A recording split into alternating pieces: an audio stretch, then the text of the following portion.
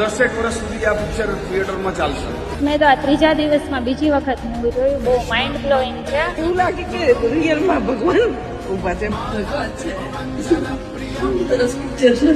એમ થતું સામે ભગવાન.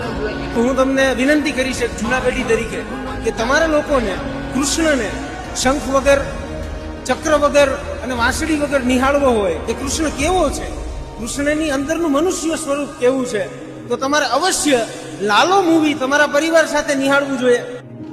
ચક્રમ જગત ચક્રમ યુગ ચક્રમ ચ કેશવ આત્મયોગ ભગવાન પરિવાર મારી ઘરવાળી 7 વર્ષ મૂવી જોવા લઈને આવ્યો છે. આ જો સાર્થક મૂવી જોવા ગઈ આખા ઇન્ટર પછી રડો છું, આખા ઇન્ટર પછી રડો છું. બધાને જોવું નથી. મૂવી જોવાથી બહુ બધાના હૃદય પરિવર્તન થશે, એક નવો યુગનો આરંભ થશે. સંગીત કાનેડાને પૂછું છું તો જ્યારે પૂછતી હોય ને આ જે સેમ ફિલિંગ આવે સેમ મૂવીમાં ફિલિંગ આવતી. તમે લોકોને ઉપર મહાન કૃપા કહેવાય કે તમે આ સિરિયલ કર્યું છે અને અમારી ઉપર કૃપા થઈ કે અમને આવવાનું મન. યંગ કલ્ચરમાં તો બહુ સારી એવી છે. ઘણા વર્ષો પછી આવી જોરદાર મૂવી જોવા મળી છે. અંદરથી મને ઈચ્છા થતી કે ભગવાનને જોવો છે તો હું અંદરની અંદર રડી રહ્યો હતો. ભગવાનનો રોલ જેને કર્યો છે સાક્ષાત એમના દર્શન થઈ ગયા. મિરેકલ છે ભાઈ, ભગવાન છે ને છે.